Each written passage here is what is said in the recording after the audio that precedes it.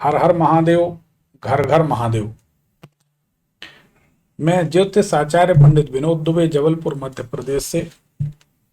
आप देख रहे हैं आपका अपना यूट्यूब भविष्य फल चैनल और सीरीज है ज्योतिष जगत में हड़कंप। ज्योतिष जगत में खलबली मची हुई है क्योंकि ज्योतिष के ऐसे बारीक सूत्र हम आपके सामने प्रस्तुत कर रहे हैं जिन सूत्रों को अन्य ज्योतिषी भी नहीं जानते, क्योंकि यह हमें कहां से प्रेरणा मिलती है यह तो भोलेनाथ ही जानते हैं, भगवती ही जानती। आज का बड़ा सुंदर सब्जेक्ट है जो हर व्यक्ति से जुड़ा हो सकता है, आपसे, आपके मित्रों से, रिश्तेदारों से, परिजनों से, किसी से भी जुड़ा हो सकता है। उसका रहस्य क्या है? लोग आपके शत्रु क्यों बन जाते हैं, या लोग आपसे अचानक शत्रुता क्यों करने लगते हैं जबकि आपका तो कोई दोष होता ही नहीं। आपने अनेक बार ये बात देखी होगी। देखो, ग्रहों का ये फल है, 100% करेक्ट है। आप इसको मिला के देखें अपनी कुंडली में।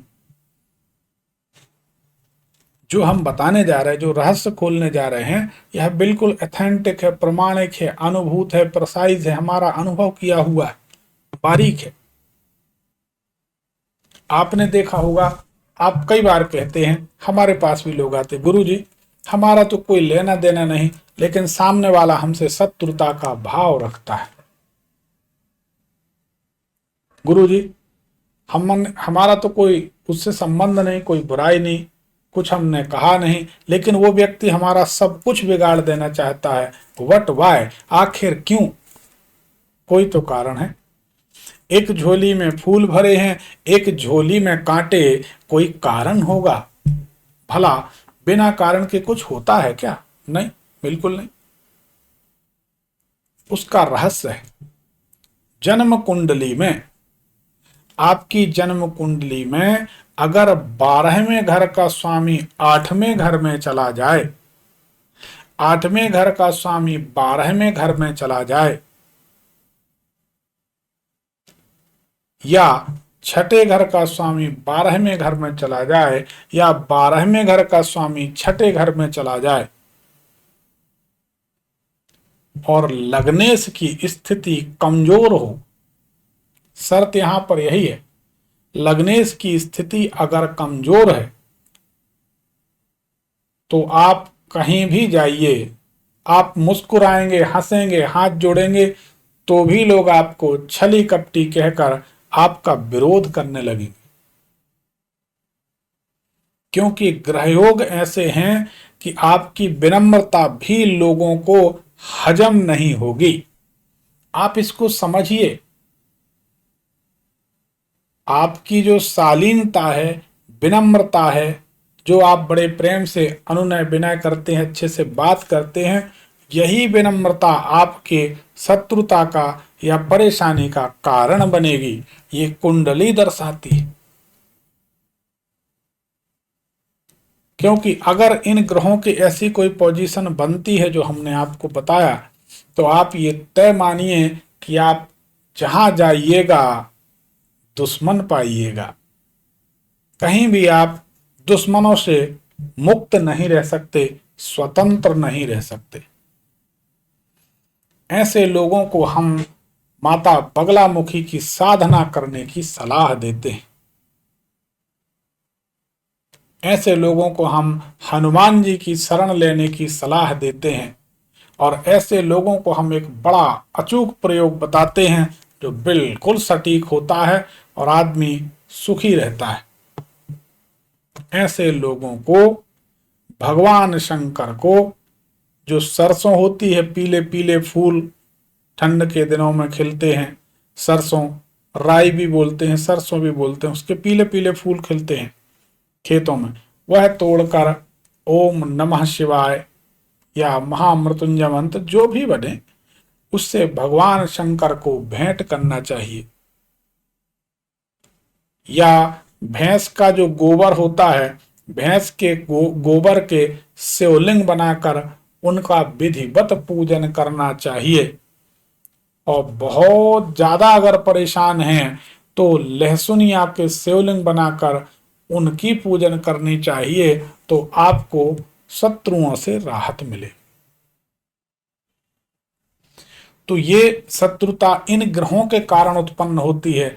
अब इन ग्रहों की शांति कैसे की जाए, हम इसलिए नहीं बता पा रहे हैं, उसका बड़ा रहस्य है।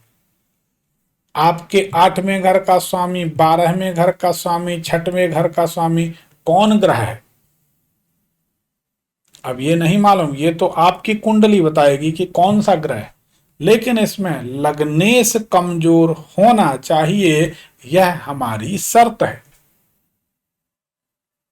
लग्नेश कमजोर है, विचार इसको समझिए, आप सीखिए, समझिए, प्रयास करिए, कोशिश करिए। 6ठा घर शत्रु का, 8वां घर बाधाओं का, 12वां घर दुख का, अशांति का। इन तीनों घरों का अगर कोई संबंध बनता है और यह परेशान करते हैं, और उतने पर भी लग्नेश कमजोर, लग्नेश किसका, खुद का, लग्न यानी खुद, लग्नेश यानी पिता।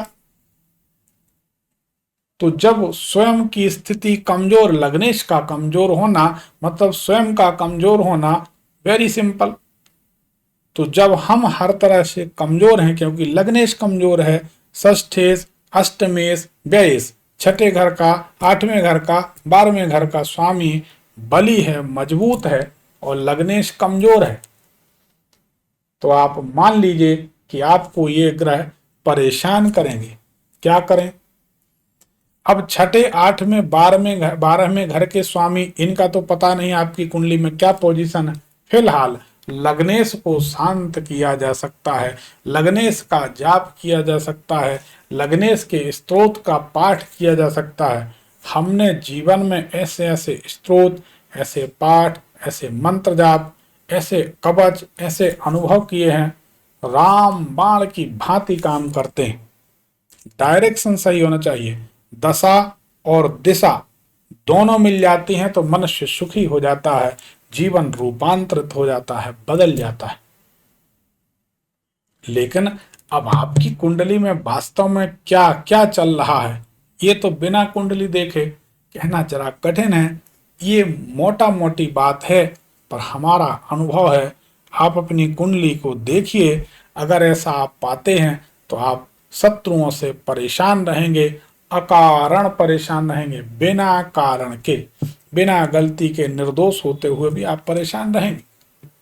आपको लगता है कि आपके मित्र, साले, मामा, चाचा, दादा, नाना, कोई परिचित, कोई मित्र परेशान है, बॉस परेशान है, आपके कर्मचारी परेशान है, तो उनको यह वीडियो देकर आप एक उनके सुख की राह प्रशस्त कर सकते हैं, बना सकते हैं।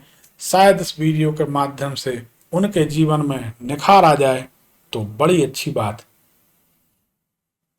अगर ठीक लगे तो हमारे YouTube भविष्यफल चैनल को सब्सक्राइब करें, बेल आइकन दबाएं और इसे शेयर करें, दूसरे लोगों से भी जोड़ें। और इसमें अगर कोई जानकारी चाहते हैं तो कमेंट भी कर सकते हैं। बाकी हम रोजाना रात में 8:30-9 बजे लाइव होते हैं इस YouTube भविष्यफल चैनल में, उसमें जुड़कर अपनी समस्याओं का निःशुल्क समाधान कर सकते हैं। फेसबुक में या YouTube में या कहीं भी किसी भी तरीके से कोई हमारे नाम से पैसा मांगता है तो 1 रुपये मत दीजिए, बहुत फ्रॉड हो रहा है हमारे नाम से, सावधान रहिए, अपना ख्याल रखिए। ज्योतिष जगत में हड़कंप नाम के एक नए वीडियो के साथ हम आपसे फिर मिलेंगे, तब तक के लिए अनुमति चाहेंगे। धन्यवाद। हर हर महादेव, घर घर महादेव।